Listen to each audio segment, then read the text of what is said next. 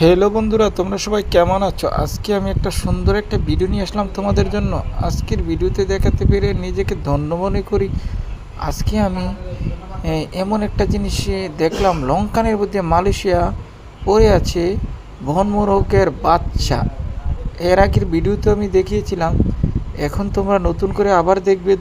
বন্ধুরা দেখো, আমি আজকে কিভাবে দুইটা বনমোরগের বাচ্চা ধরে ওই লঙ্কান থেকে উদ্ধার করে জঙ্গলে ছেড়ে দিই।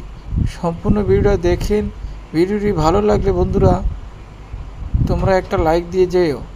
আর দেখো, দুইটা বনমোরগের বাচ্চা আমার হাতে, কত সুন্দর কিউট। আসলে এটি 2 দিন যাবৎ লঙ্কানের মধ্যেই পড়েছিল।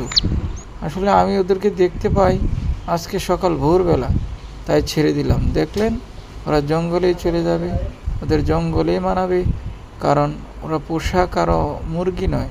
এই যে দেখেন এদের বৈশিষ্ট্যগুলো, লেজটা ওই যে চলে গেল জঙ্গলের মধ্যে।